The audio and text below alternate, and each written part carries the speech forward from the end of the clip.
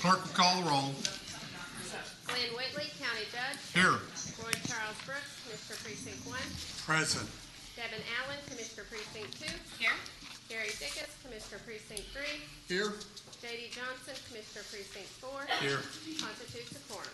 Thank you. Our invocation today will be delivered by Reverend Matthew Schroeder from Trinity Lutheran Church here in Fort Worth.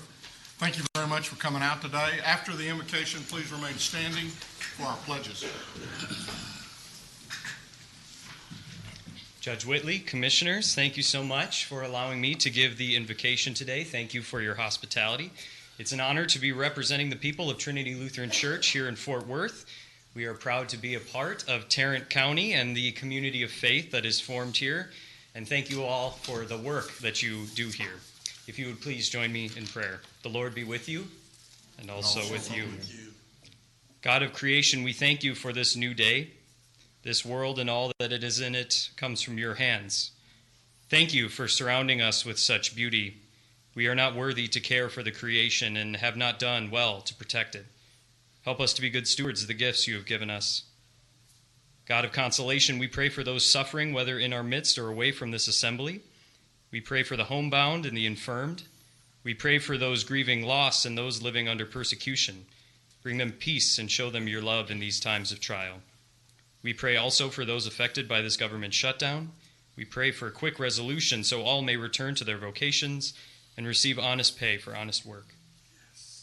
God of wisdom, guide us today and give us strength to do the work set before us. We ask you give these leaders clear eyes to see the correct path before them, open ears to discern where you are calling them, and full hearts to make choices that will bring about your kingdom. And God of glory, we know that you are the true King of kings. Equip us to make the most good of what we have while we are here. Through you, we can do our best to bring about a little slice of the kingdom of God here on earth. And we know that we have no abiding city, but we do seek one that is to come. So we thank you for the saints that have gone on before us and for the example they set us as leaders and faithful disciples. All this we pray in your name. Amen. Amen. I pledge allegiance to the flag of the United States of America and to the republic for which it stands, one nation, under God, indivisible, with liberty and justice for all. Honor the Texas flag. I pledge allegiance to thee, Texas, one state, under God, one and indivisible. Reverend, thank you very much for coming out today.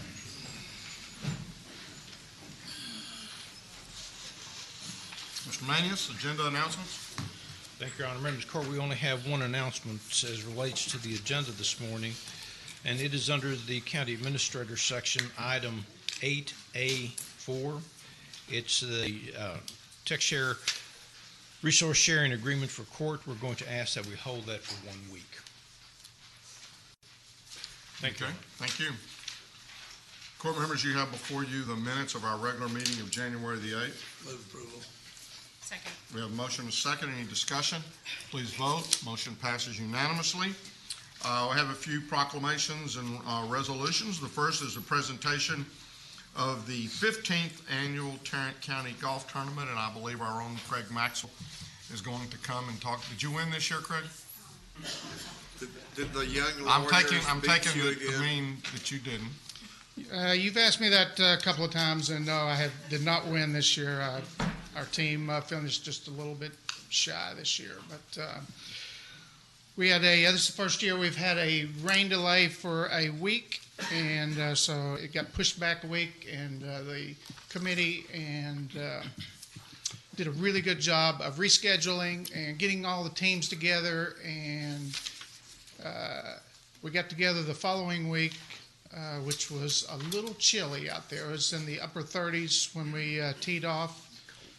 And for the most part, everybody showed up. We had a few no-shows that couldn't deal with the cold weather, but we still had 22 teams show up. I understand one of those no-shows might have been somebody out of my office. Might have been, yes. I wasn't going to name names, but she had good intentions. And so we got together and played, and it was very nice. It was well done.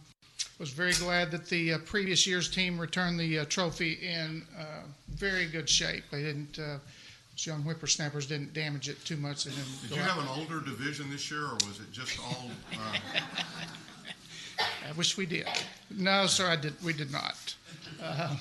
So this year's winners, this is the first time we've ever had a three-person team win.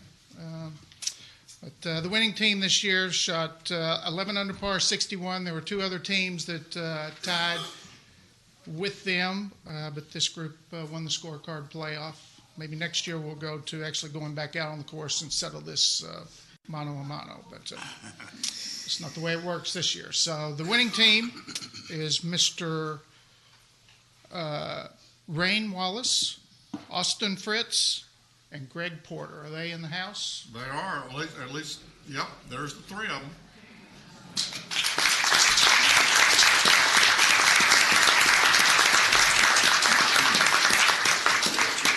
And one more thing, Doug Black, Susan Sodak, Travis Yarborough, Patricia Ward did a very good job of getting everything together and prizes, along with Tarrant County's credit union. Lily and her staff came out and helped with the registration. They do a really, really good job of giving out some very good gifts and pictures and so on and so forth. So thank you very much. I think young Susan has take a picture and there's some smiling. What about the holding flight? I can mention that. She's got to take three or it doesn't count. All three of these guys with the sheriff's department. Are y'all all three? Nope. No. Nope. No, There sir, you I go. work for criminal court administration. Probation officer. Wow. An ecumenical group. Well, thank y'all for coming out and winning so that Craig and GK can't get up and I gloat too think much. I think there was a Hogan flight, wasn't there? Well, that's why I asked earlier if there was an older version, but Hogan, not older. Hogan. Hogan. Oh, it's Hogan, not older. GK, he did win the Hogan Flight for, I think it was the 5th year in a row somehow. One what? The Hogan Flight, which is the middle of the pack. Is that like a special award Cut for off, GK? just somehow appears, his name appears every time. Him and Mr. Duff. You've never won that flight, have you? Thank you, Craig. I would move to receive and file the results of our annual. Second. Got a motion and a second. Please vote. Motion passes unanimously. Commissioner Brooks, please. I present this morning a memorial resolution in honor of our colleague, a true leader in public service in our county, the Honorable Dion Phillips Bagspig. She passed away last week, leaving behind a legacy of service to this community that is unmatched. She was the first woman, the first African American, the first African American woman elected to the Tarrant County Commissioner's Court and served honorably in this chair for 16 years. She did many things during her service that improved the plight of the people that she served. Dion will tell you in a New York minute that she was not a politician, that she was a public servant. To me, she was the quintessential public servant. And I am pleased to present this resolution, memorial resolution, honoring her. And in addition to the resolution, I would ask that we adjourn court this morning in her honor. So I move approval of the memorial resolution. Second. Please vote. Motion passes unanimously. I had an opportunity to visit with Dion a couple of times recently, and she chose not to go through a lot of the medical treatment to fight the cancer, and I think as a result of that, she was much more aware and much more probably enjoyed the last remaining months of her life much more that way.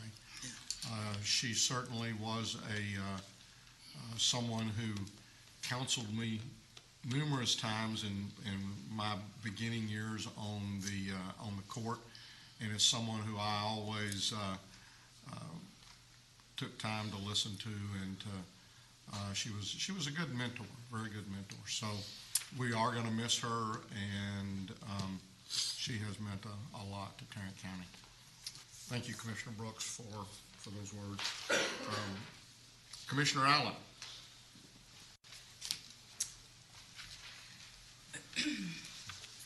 Yes, I would like to present a resolution of recognition and appreciation to the Arlington Martin Luther King Jr. Celebration Committee.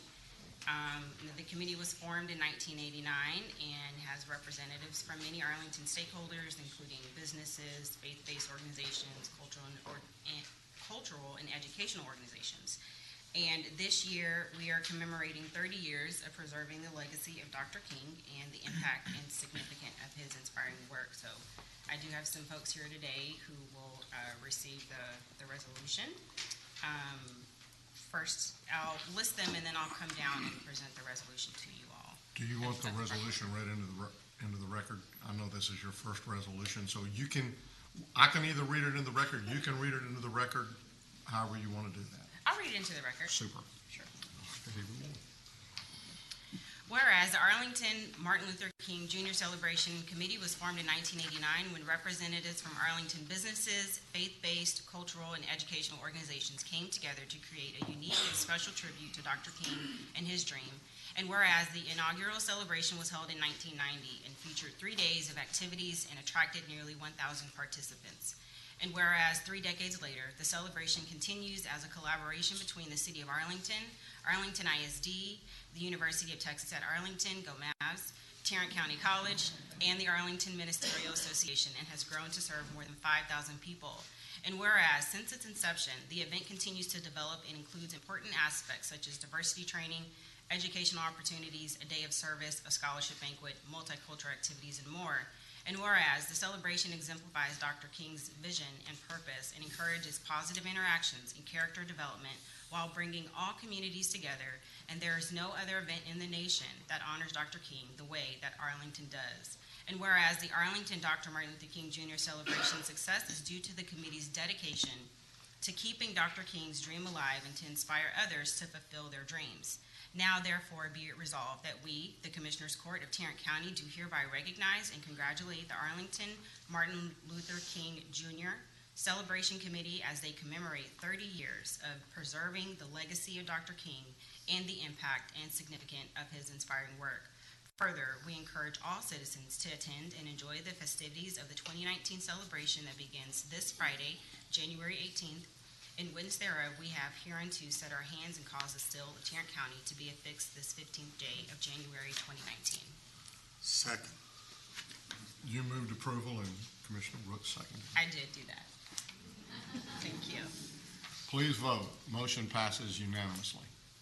Great. So I would like to recognize the chairman for this year's MLK committee from Arlington ISD is Dr. Aaron Perales. Then also joining him is Doug Peak with Tarrant County College Southeast Campus, Dr. Robert Bing with UTA, Ms. Lisa Thompson with UTA, Mrs. Shirley Adams, a community volunteer, Mr. Lemuel Randolph with the City of Arlington, and Pastor Kennedy Jones representing the Arlington Ministerial Association and also the pastor of Greater Community Baptist Church.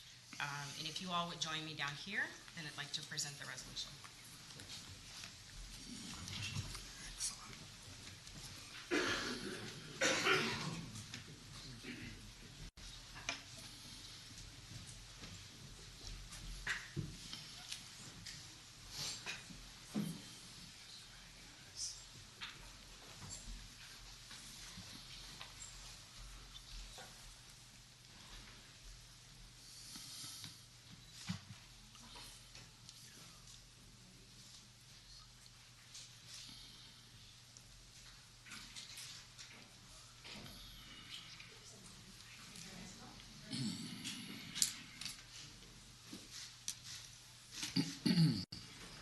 takes more than the other one does.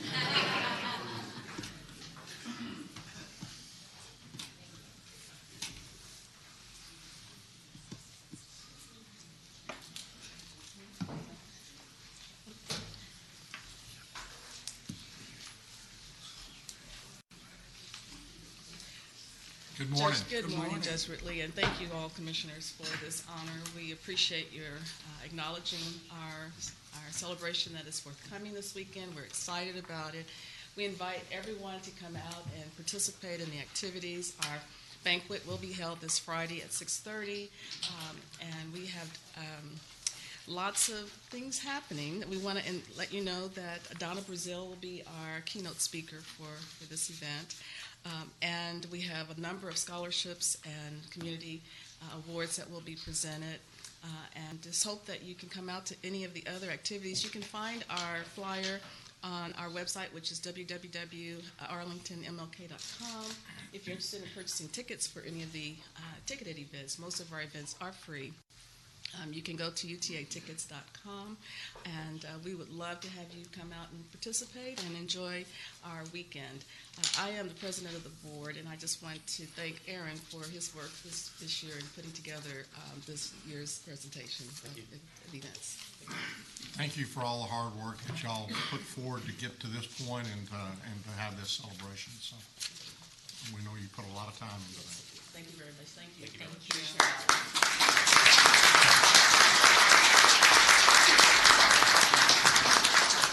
While we're on the subject, Your Honor, would you bring forward with Mr. Roderick Miles and let him talk about the Fort Worth celebration? He is Robert, come forward. its chair.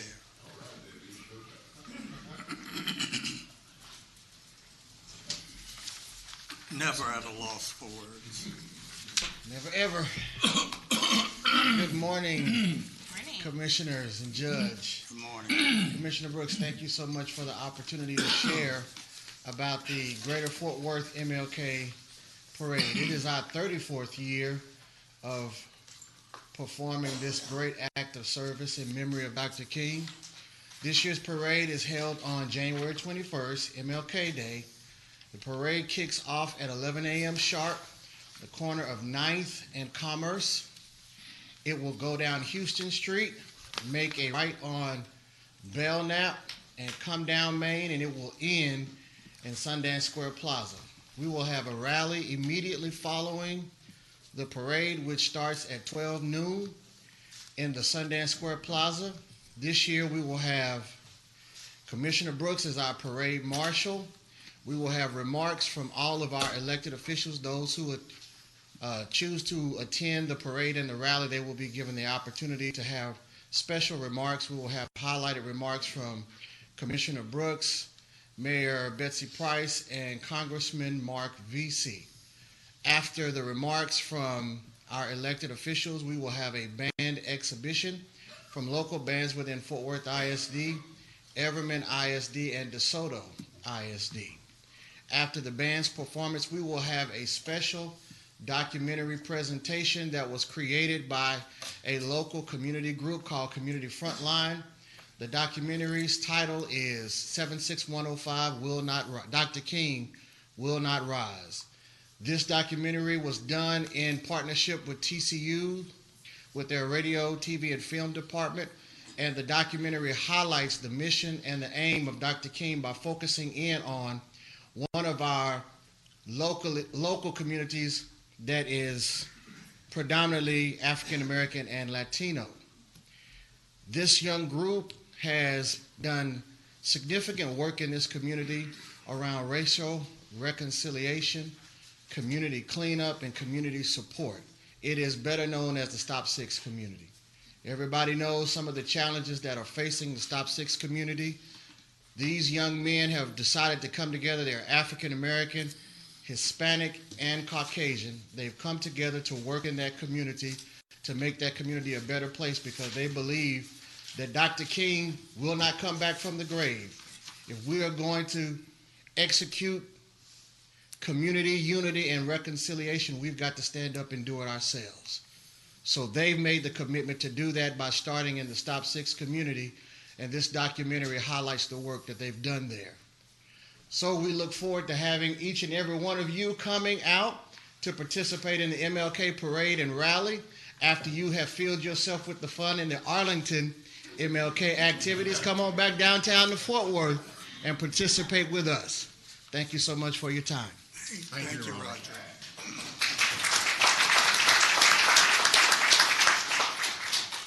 Core members, you have before you our consent agenda.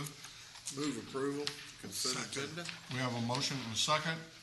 Please vote. Motion passes unanimously. Mr. Manius. Thank you, Your Honor.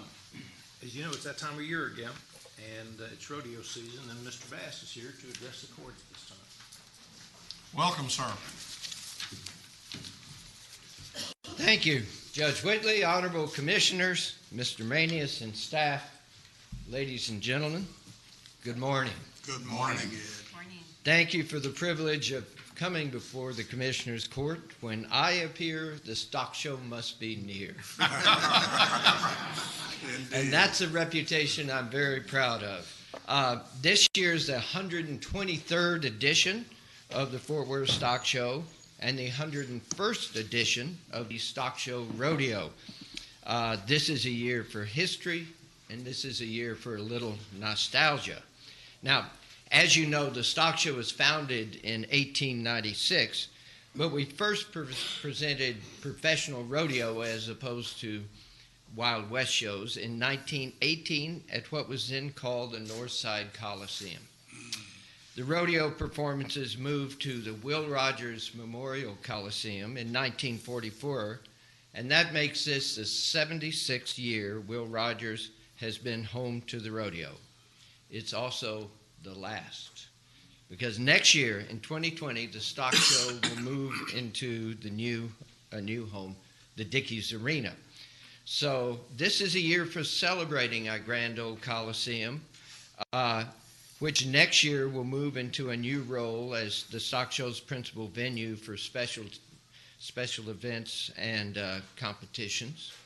And the Coliseum will also begin to enjoy a facelift through a series of steps, renovations over several years, bringing it to the high standards of our other newer facilities. Now, I mentioned nostalgia. I've personally sat in the same rodeo seats for 7 decades. The same seats where I first sat in my mother's lap. I have seen everything at the Coliseum from bull riding to Barney. And I'm sure all of you have similar memories and experiences. Now, meanwhile, the Dickies Arena is rapidly advancing towards completion. We will open in November of this year with a series of events before the Stock Show Rodeo moves in January. George Strait has completely sold out his November 22nd concert a year in advance. TCU basketball will play USC in December, and many other concerts and events will go on just to get things operating so the rodeo can come in and operate flawlessly. I want to thank the commissioners of Tarrant County once again for participating as one of the major public sector partners in the public-private partnership that has made Dickies Arena possible. Now, for perhaps the most important reason I stand before you, to invite you to attend the 2019 Stock Show through all of its 23 days and events, and to come as honored guest of the Stock Show with official pass badges that I will now present for each commissioner and each commissioner's spouse or partner. Our theme this year is Old Style Cool. This is a heavy metal badge you can see. And it says on it, Old Style Cool. Old Style meaning more or less representing the Will Rogers Coliseum. Cool representing the thread that laces together the history, the present, and the future of the stock show. Mr. Groomer, if you could assist me, we'll pass out the badges. Shall I come? Wherever you'd like. I would like to come where I may shake each hand.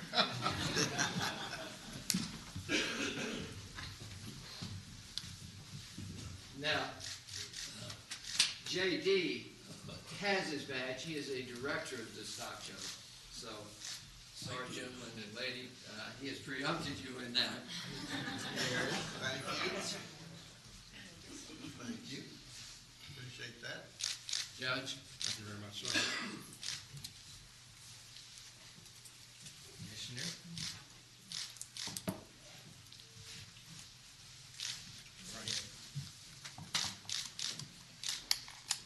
Sharpest dressed today. Thanks, guys. Thank you. Thank you. Thank you, Ed.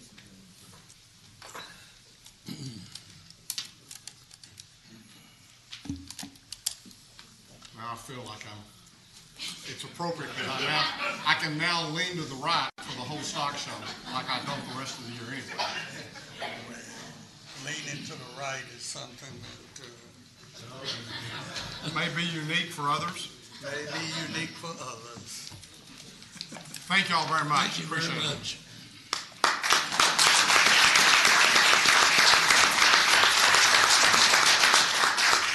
And I would move that we receive and file the presentation Second. from the stock show. Have a motion and a second.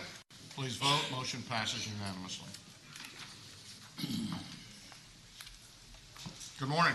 Good morning, Judge Commissioners. Today we're asking for the approval of a tax-exempt financing issued by Beach City Cultural Education Facilities Finance Corporation in the maximum principal amount of $6.5 million to be used by Legacy Church of Christ to refinance cost of its classroom and gymnasium facility located in North Richland Hills. As you know, the Commissioners Court is being asked to approve this issuance solely for the compliance with the IRS code that in order for the financing to be tax exempt. Approval of this resolution does not impose any payment or other financial obligation on Tarrant County. Move approval. Second. We have a motion and a second. Any discussion? Please vote. Motion passes unanimously. Thank you. Thank you.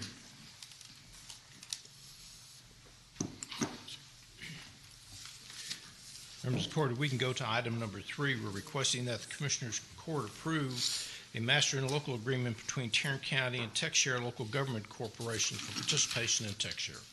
Move approval. Second. We have a motion and a second. Please vote. Motion passes unanimously. If we could move to item number 5.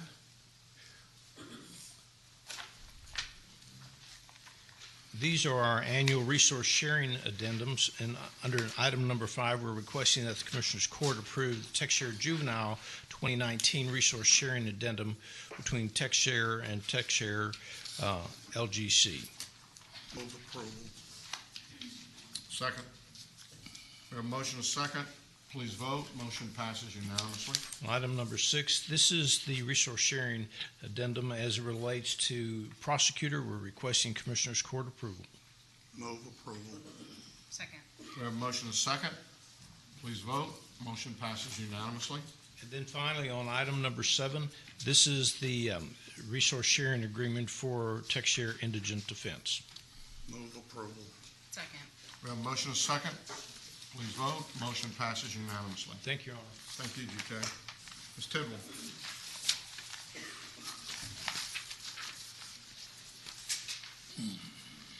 We have one item we're asking you to consider this morning, and that is to approve the release and substitution of depository collateral in the amount of $2,170,000 as outlined in your court communique. Move approval. Second. We have a motion and a second. Any discussion? Please vote. Motion passes unanimously. Ms. Glenn. Move to receive and file the personnel agenda. Second. We have a motion and a second to receive and file the personnel agenda. Please vote. Motion passes unanimously. Thank you and good morning. Good morning. Good morning, Ms. Glenn. We have, looks like 3 additional items. Item number 2, we're asking for a waiver of terminal benefits.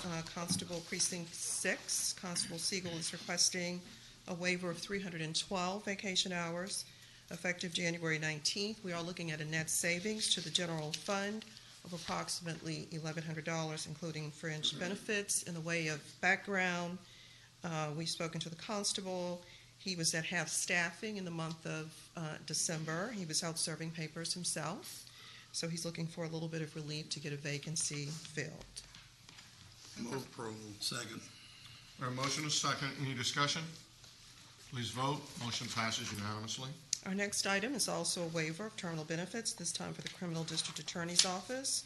Ms. Wilson is requesting a waiver of 244 vacation hours effective January 16th. This is a felony attorney 4 position. This individual is responsible, or the incumbent of the position will be responsible for prosecuting civil and criminal cases as outlined in your court communique in trial and appellate courts.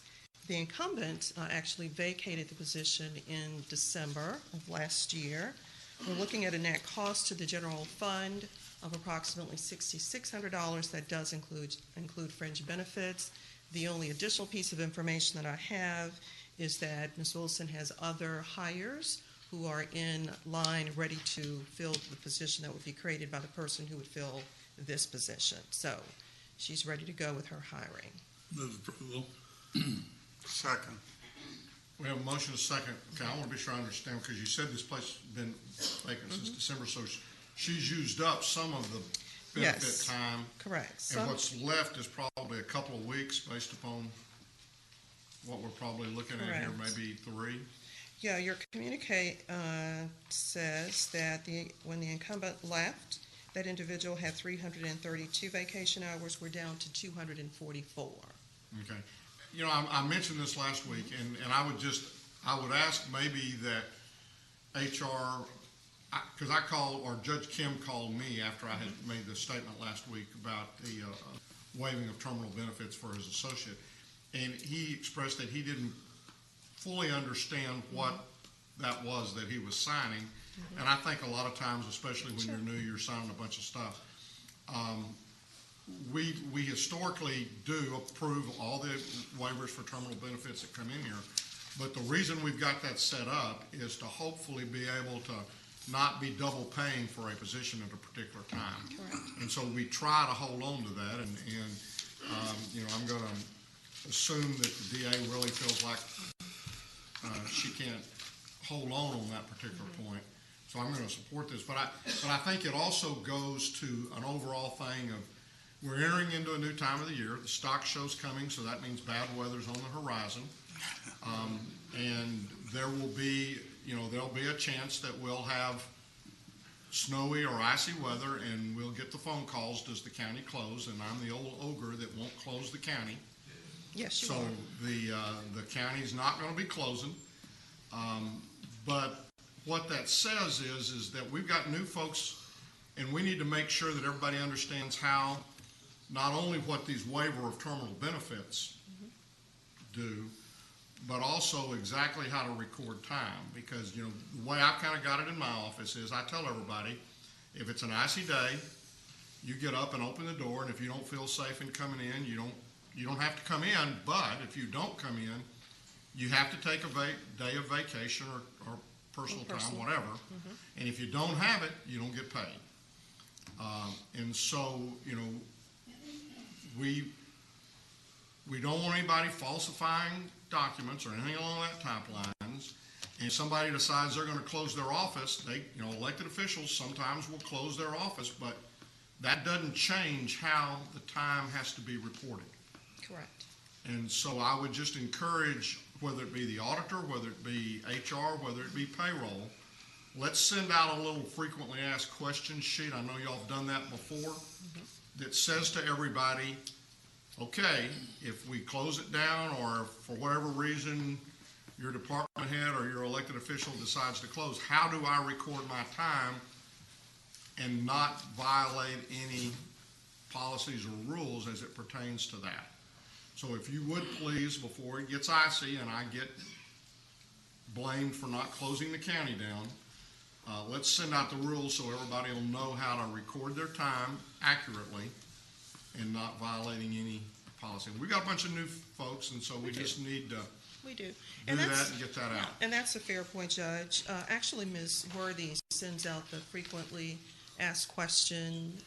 She sends that out probably quarterly or maybe twice a year. She can correct me if I'm mistaken. And then Mr. Manius's office will typically send out around this time of the year a communication to all departments that explain what you've just explained in terms of inclement weather days, and that the county does not close, and that time is to be recorded as you've described. So it's a multifold effort. Of course, the auditor's office has communication as well. So we all try to make sure that time gets recorded properly, and I believe for the most part that it does. It is recorded properly.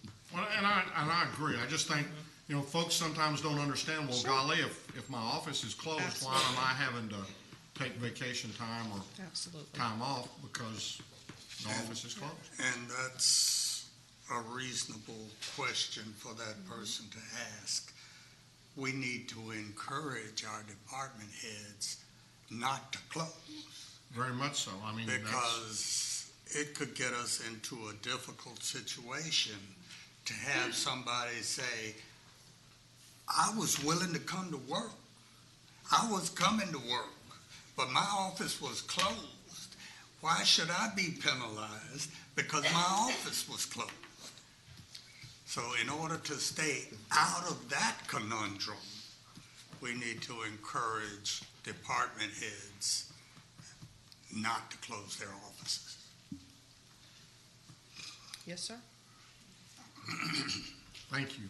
You're welcome. Please vote if we didn't, and the motion passes unanimously. Thank you. And then our fourth and final item, we're asking the court to approve an out-of-class pay extension for public health. As detailed in your court communique, Mr. Tenazer is requesting the extension of out-of-class pay for his public information officer who assumed the duties of the higher level public information officer. The extension will run through mid-April. If the court approves, at a cost to the general fund of approximately $1,100, that does include fringe benefits. Move approval. Second. We have a motion and a second. Any discussion? Please vote. Motion passes unanimously. Thank you. Jack, now I will say that last week, and I should have known better, I mentioned the fact that, Clemson did well, and I didn't know that if we had anybody. One. And number one, won everything. And before I got back to my office, there was a Clemson Jan Allred from our ID department. Stand up. She's got her little orange on this morning. So, we're a big county. We probably have just about every university represented. And so I'm especially glad to have and to be able to put this hat up versus that Alabama hat that I had to put up last year. Holding out for the ACC. There you go. So thank you for bringing the hat by. And she also brought by one of these.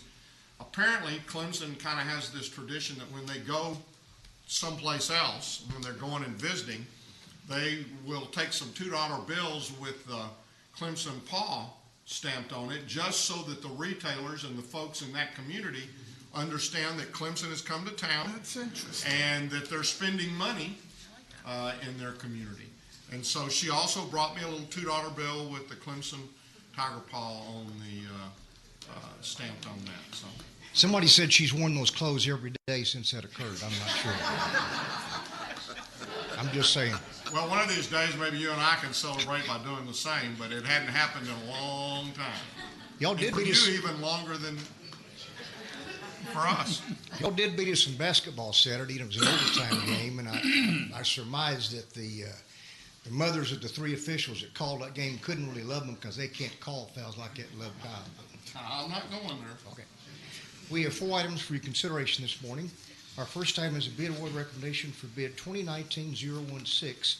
This is a contract for automotive and light truck OEM repair and service for our Chrysler, Dodge, Jeep, Honda, Hyundai, and Toyota vehicles. Recommendation be to award a per enterprise basis and a discount from the lift price, awarding to the vendors meeting all specifications as shown in your court communique. Move approval. Second. We have a motion and a second. Any discussion? Please vote. Motion passes unanimously. Our second item is a bid award recommendation for bid 2019-041. This annual contract for pickup trucks, vans, and utility vehicles. Our recommendation would be to award a per enterprise basis, awarding to section 1, 2, 3, and 4, 1, 2, and 3 to the vendors as shown in your court communique. There are currently 12 entities purchasing off this contract, County of El Paso, City of Arlington, and several others in Tarrant County at this time. Move approval. Second. We have a motion and a second. Any discussion? Please vote. Motion passes unanimously. Our third item is a bid award recommendation for RFP 2019-051. It's an RFP for the Ryan-wide HIV Policy Development and Technical Assistance Program. Recommendation to be awarded per the terms of the contract to a company called Collaborative Research. If approved, we're seeking contract approval from the court. Move approval. Second. We have a motion and a second. Any discussion? Please vote. Motion passes unanimously. Our last item is an item in regards to bid 2018-183. This was a bid for our annual contract from mosquito control pesticides and products. We actually brought this to Commissioner Court on October 16, 2018 for consideration for award, which it was, under Court Order 128796. 10 days after award, we received notification from both Clark Mosquito Control Products and Adapco that there had been some distribution changes industry-wide. They couldn't hold their pricing line items. There were some patent issues. Upon the recommendation from Public Health, which we agree, we determined it would be best to cancel this contract award. The vendor has been sent a 30-day notice of contract termination if approved by court. The new bid has been advertised and will be opened next week. Kind of thinking if Vinny will open his garage and let the mosquitoes out he's growing, we won't need to spray soon anyway for the 16-degree weather. Well, I'd say after this weekend, if they're still alive, they're going to be a pretty hardy bunch. Dead is dead. Okay. So this contractor that we're terminating is going on your bad list for Not the next really. 2 We years? won't have a vendor if either one of them. These, I really believe we don't bring many terminations to Commissioner's Court for your consideration. I don't feel like that the. So you've looked. That was going to be my question. We had the motion in a second, but I'll go ahead and. I mean, so what has happened is something that you've looked at. Absolutely. What they've told you happened. You kind of verified that something happened that really made this impossible for them to do it. It's out of their control. So we're good with them, and we would be hard pressed. There aren't that many vendors supplying these products anyway, and they're really not at fault this time in my mind. All right. I still don't have a motion or second. Move approval. Second. Now I have a motion and a second. I guess the only other question I'd ask is, we determined this back in October. Have we just not had to do anything with mosquitoes because it's been cold, or because it was cold in the first part of November and killed them all? We've not sprayed. Okay, so this is just kind of preparing us for the spring when Yes, sir, absolutely. those things will come back out again. If Vinny will open his garage. If Vinny opens his garage, okay. Any other questions? Please vote. Motion passes unanimously. Thank you. Are there any appointments today? Yes. I have one also. Go ahead, Commissioner. I have a short list. These are two TIF board appointments, so I'm not sure if I would do them or if you would do them. I'm appointing myself. Well, I'll be glad to appoint you. Okay. I would move that we appoint Commissioner Allen to the Arlington TERS number 1, Arlington TERS number 5, Arlington TERS number 6, Kennedale TERS number 1, Mansfield TERS number 1, Mansfield TERS number 2. Second. We have a motion and a second. Any discussion? Please vote. Motion passes unanimously. Commissioner Johnson?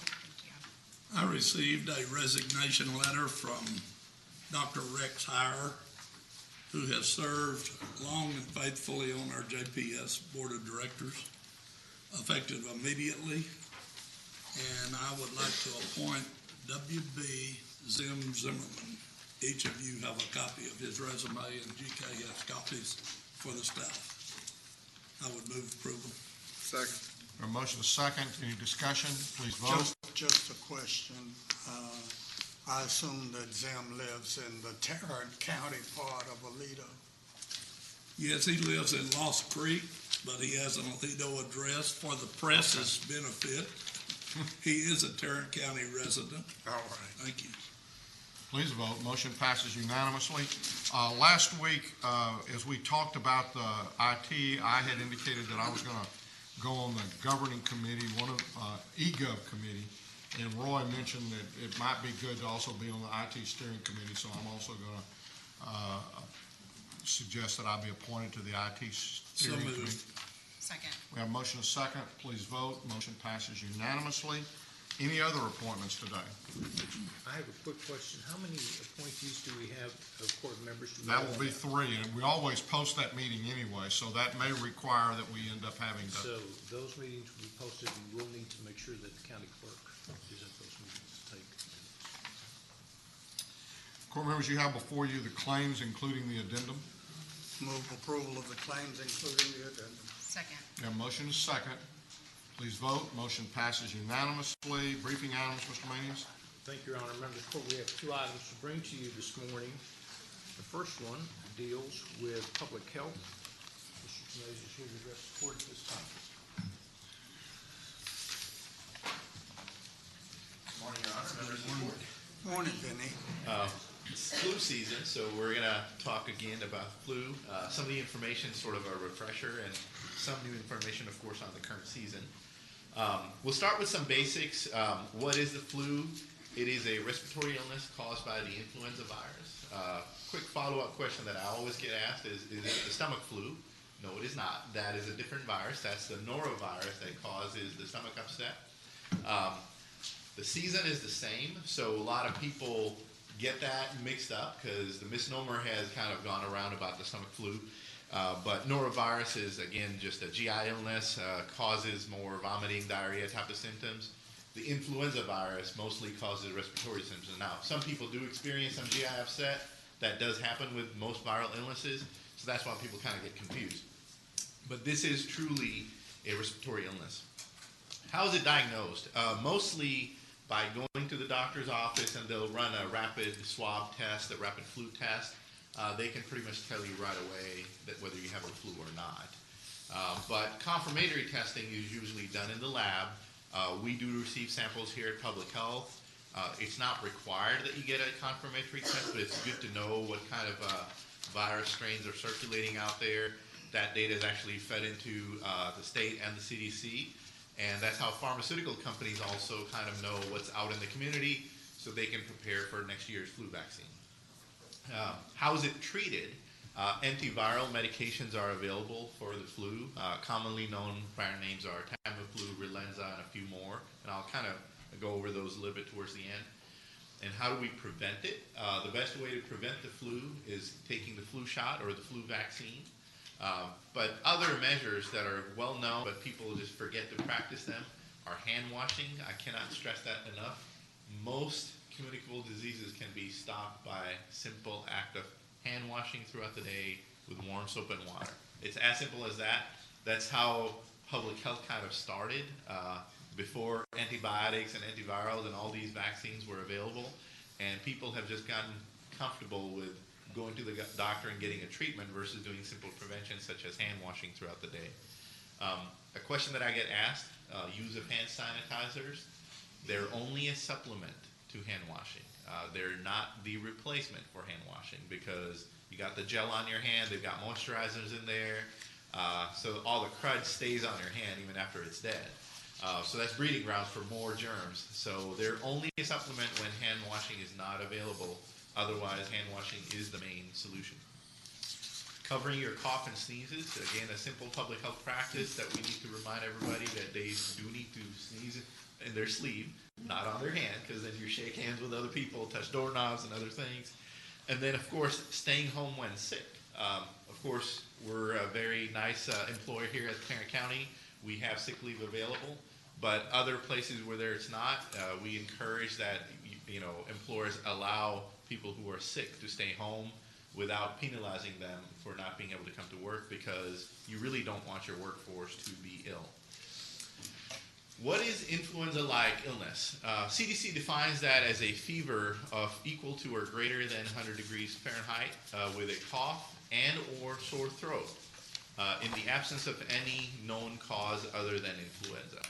So this is not just influenza. This is your, common cold, cough, other respiratory illnesses all combined, because they all, from a symptom standpoint, start to look like influenza. So we use this as a quick measure of flu activity in the community, and it's easily done by doctors' offices reporting that information to us on a weekly basis. And we use that as a good measure, and that's how our graphs are typically, because like I was saying, rapid tests are one way to look at it, but confirmatory testing is rare. Not everybody sends in a sample, so we don't always know the exact extent of the flu, so this is a good indicator to use. So from a situational awareness standpoint, this is how the picture looked in the first week of January nationwide. Most of the flu was concentrated in the lower half of the country. Texas actually went from high activity to a moderately high activity.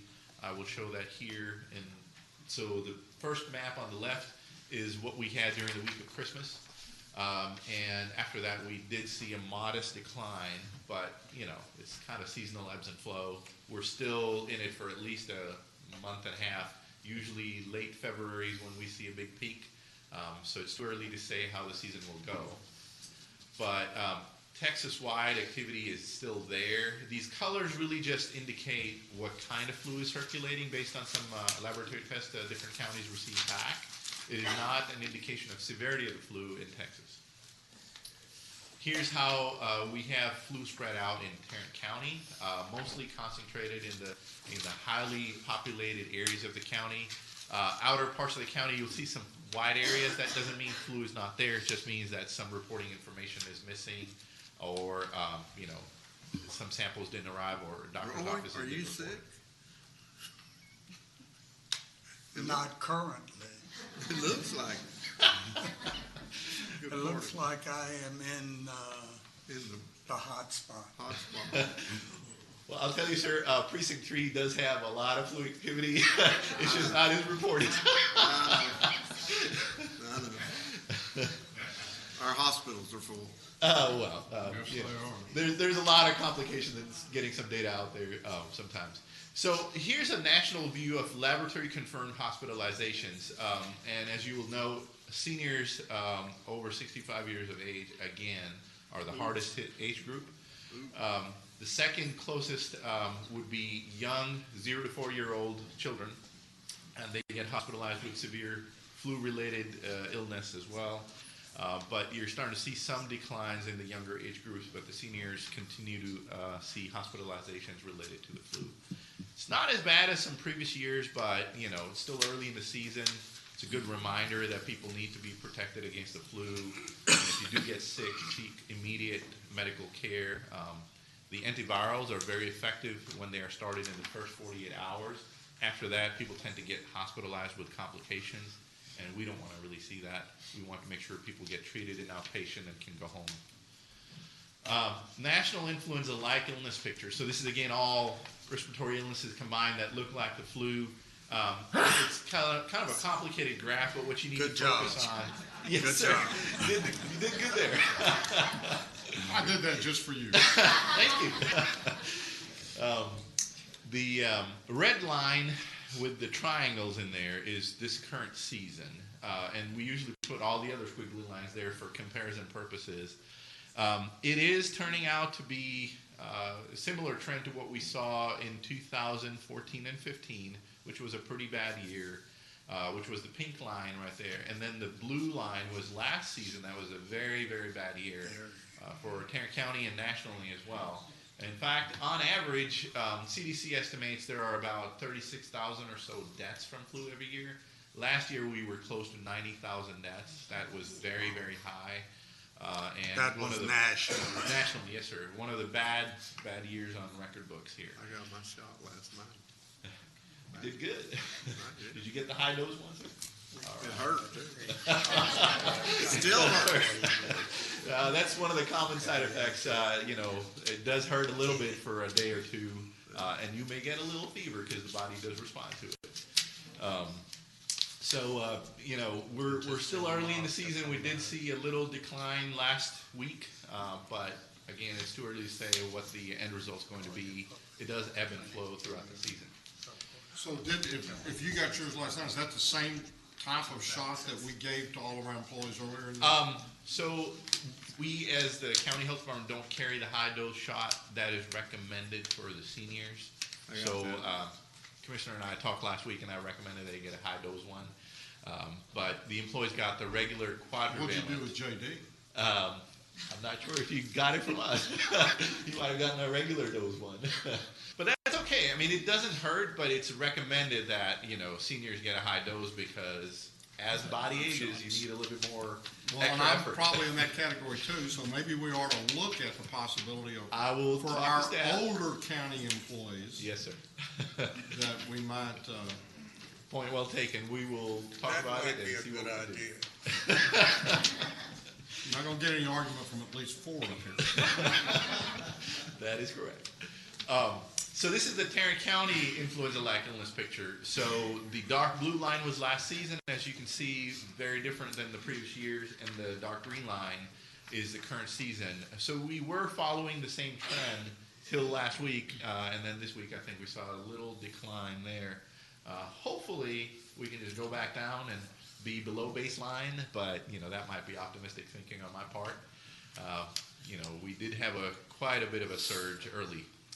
So what should we do? We're still at kind of the early part of the flu season. So if you haven't taken your flu shot, I highly recommend that everybody should take their flu shot. That's the best way to prevent. And then stay home when you're sick and then get antivirals early if you do get the flu. So, Vinny, as you talk about this, if a person has already gotten the flu, I know there's various strains. Should they, even if they have the flu or have gotten the flu and gotten over it, should they get a flu shot? Yes, sir. Very good question, and thanks for the reminder. If people did get the flu earlier and haven't taken their flu shot, it is still recommended that they get their flu shot as soon as they get over the flu. And the reason being, they probably got one strain of the flu, and the flu shot covers 4 different strains. And early part of the season, influenza A typically circulates. So we have influenza A, H3, and 2 circulating in Tarrant County. But the vaccine includes H1N1 and 2 types of influenza B strains in there. And late part of the season, typically in February, influenza B really picks up. So you don't want to get hit twice. So certainly if somebody has gotten the flu and not had the flu shot early in the season, should take it to cover against the other strains. Thank you. So flu vaccines, and I want to just kind of remind folks, this is a common question that we get at public health, and I get asked a lot. Well, I took the flu shot and I got the flu, so it gives you the flu shot or flu. No, it does not. It's the flu shot itself is a dead virus. It cannot give you the flu. People still get the flu sometimes because no vaccine is 100% effective. So with the flu vaccine, typically you see anywhere between 50 to 65% efficacy on a good year. On bad years, we've had as low as 10% efficacy. So what that means is when a 50% efficacy year happens, you give vaccine to 100 people, 50 of them are going to get a good immune response, close to full immunity. The rest of the 50 may get varying responses from zero immunity to some immunity. And again, because there are 4 strains, you might get immunity to some strains better than the other. It just depends on how your body responds to that vaccine. So that's why sometimes people get the flu shot and still get the flu, but the flu shot itself does not give people the flu. Now, there are quite a few varieties now that we have in the flu shot. So the first thing I remind people is get the quadrivalent one, which means there's 4 virus strains in there. There's a trivalent still available. That means there are 3 virus strains, but why get that one when the other one's available? For seniors, it's highly recommended they get the high dose. Again, the body does need a little bit extra boost. And you'll find that some doctor's offices are recommending that seniors get their flu shot early in the season in like September, October. And if they didn't get the high dose one, what they can do is around February they can get a second flu shot to get them through that season. It depends on your private doctor if they want to recommend or not. But it's typically in cases where you did not get the high dose one is what they recommend is to get a second one. And again, it kind of helps you with influenza B towards the end of the season. Now, there are some new flu vaccines on the scene that have just emerged over the last couple of years. So the typical flu vaccine is grown in chicken eggs, and it's a long, drawn-out process of about 8 to 9 months for vaccine development. So what pharmaceutical companies do, they study influenza worldwide. They typically look at the southern hemisphere because it's winter there and it's summer here in the northern hemisphere. And they kind of predict what's happening and what's circulating throughout the world. And they grow those vaccines in chicken eggs, but viruses do mutate by the time we get to production. So that's why sometimes there's a mismatch. So to get over that hump, they've come up with a cell-based flu vaccine that takes out the whole chicken egg piece out of the mix, and it helps people with egg allergies as well to get the vaccine. And they were very creative. They called it Flu Cell Vax. So that's out on the market, I think, for the last year or two. And it's slowly gaining popularity. Yet to be seen how effective it is compared to the other one. But the general rule of thumb is that it's at least as effective as a regular flu vaccine. And then they came out with a recombinant flu vaccine. So this is new technology. They take particles of the virus, broken pieces of the genetic material, and they convert that into a flu vaccine. And the idea behind this is, again, faster production of flu vaccine, especially when you get into outbreak scenarios. You want to be able to respond quickly to the strain that's circulating. So that one's out there as well.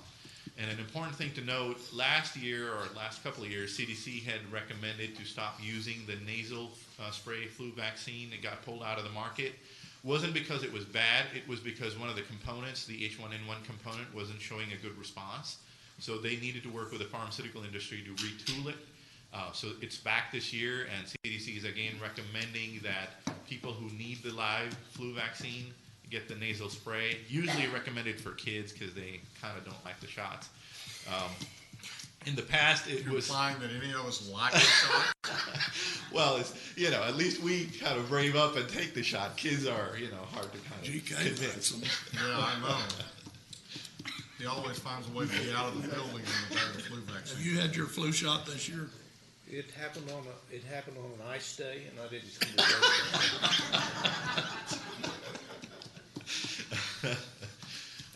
And the last slide here is about the antiviral drugs. Again, a reminder, flu is a very deadly disease, so we need to take it seriously. As soon as you feel that you've got the flu, go to the nearest medical facility, meaning if you can get an appointment at your doctor's office, go there. Go to an urgent care, go to a minute clinic or another pharmacy-based local clinic. Or you can call your virtual doctor if you're on call a virtual doctor. That's correct. Now, the only caveat with a virtual doctor may be they may not be able to get a rapid test done to confirm that you have the flu. Symptomatically, they can still treat you. Typically, people, and I've experienced this, so I can tell you, if you get the feeling that you've been hit by a bus and you've been run over and the body's aching, that's usually the flu and not the common cold and other viruses that are circulating. But typically doctors' offices do like to run the swab just to make sure that you have the flu. They don't want to over-treat with an antiviral, so they'd like for you to come in. But any local clinic, avoid the emergency room. It is not an appropriate use unless you're like really severely ill, you think you have the pneumonia and all those type of things, then certainly go to an ER. But otherwise, for the regular early part of the flu, definitely go to an urgent care, minute clinic, private doctor's office, and get the rapid test done. If you have the flu, get started on antivirals. Most effective in the first 48 hours. They can cut down the duration and the severity of the flu. After 48 hours, their efficacy sort of declines, but they're still used. The common one, orally used, is Tamiflu. Inhaler-based is Relenza. And now they have these new ones. There's an intravenous one called Rapivab, mostly used in ER settings. And a new one came out, I think, this year called Xofluza. It's a single-dose oral antiviral. So I'm sure that's going to be popular because the other one is a 5-day, 10-dose course. And I'd rather take the single dose and be better. So that's all I have. Here's some data sources where we pulled all this information from. If people want to read up further on the flu, it's available. And then I'll be more than happy to answer any questions. I feel like I want to get continuing education for this presentation. Wouldn't hurt. Any questions? Thank you. Thank you, Vinny. Thank you, Vinny. Members of the court, on item B, this is the legislative issues update. As each of you know, when the legislature convenes, we put this on the agenda. It's a standing item. Mr. Schaffner has provided a memorandum to you. I'd be more than happy to try to answer any questions you may have. Not a lot's going on right now, but it'll gear up within the next 30 to 60 days. We do have an audience participation. Ryder Warren, superintendent from Northwest ISD, is here with us today. If you'll come forward and again repeat your name and address, and welcome to the court. Hi, Ryder. Judge, Commissioners. Good morning, to see you sir. again. Thank you for allowing me to come speak. Ryder Warren, 1172 Durango Springs Drive, Superintendent of Schools for Northwest ISD. Just a couple of things very quickly. Our 7 board members of Northwest ISD, exactly what you were just talking about, have adopted their legislative priorities for the district, and I'm going to just give you guys, I'm going to leave a copy with you. Thank you. You know, it will be kind of slow moving, maybe in the next 2 or 3 weeks, but it'll heat up very quickly. So I will be spending quite a bit of time. A couple of 3 things that are higher on our priority list. Of course, school finance, and Judge and Commissioners, we really do appreciate your constant leadership, Judge, on the school finance. We really are optimistic going into this session that we're going to get some changes made, and not just superficial changes like we have had. So we're really going for that. For NISD, also school safety, student safety, staff safety is really big on our list. So hopefully the state can come up with some funds to maybe do some more things for us to make our campuses safety. We're up to 30 campuses now. We just opened 2 new ones this last school year.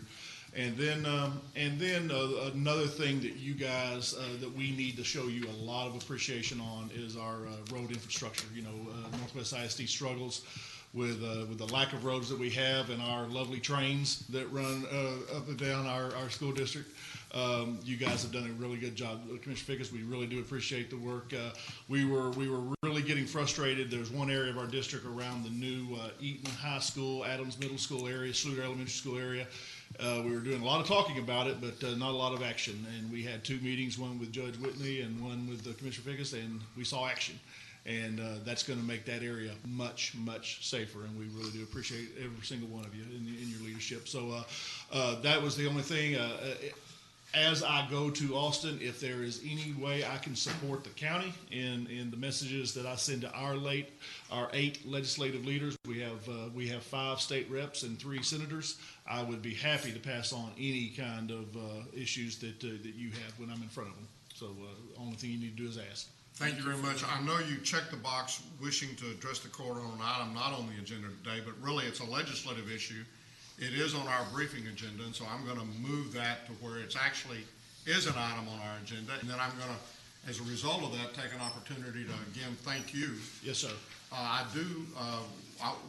couple of us were in Austin last week. We heard the 3 state leaders all talk about putting more money into public education, as well as looking at correcting the way it's actually financed at this point in time.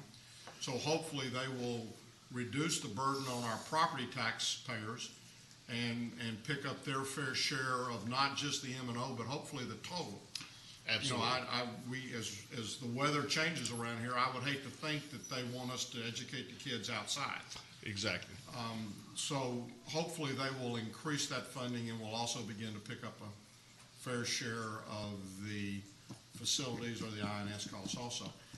And I would say just the one thing that you can help us as well as anyone is local control is something that is at risk when the governor or when the state leaders start talking about capping our ability to spend funds. They threaten some of the programs that we've chosen to do, not required to do, but the sheriff runs a courtesy patrol on the freeways. This county every year for the last several years has chosen to pay the state to hire an additional 41 CPS workers. We give them the money for the salaries and the benefits. They hire them and place them in our CPS deal. The DA has instituted an intimate partner violence unit, as well as a unit that watches out for folks who prey on our children and our older adults. And so I think that we need to say to all of our representatives and all of our senators that we elect local elected officials because they're closest to us and we feel most comfortable with them, and we need to encourage the state to leave us alone. Absolutely. In my world, Judge, same thing goes. If you read the commission's, the Finance Commission's report, they did a really good job. They worked a long time to come up with 24 different finance recommendations. The problem I have is they do tie that onto what they call tried and true instructional strategies. Well, that's fine, but I think I know how to educate the kids of NISD better than those folks in Austin, and I know my teachers do.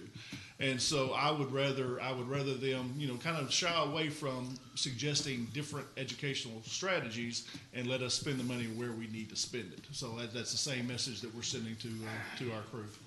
Thank you. Any questions or comments? I appreciate Thank you very much. Really appreciate you. Appreciate Thank you stepping forward on this. Yes, sir. Anything else today, Mr. Mayor? That's all we have right now.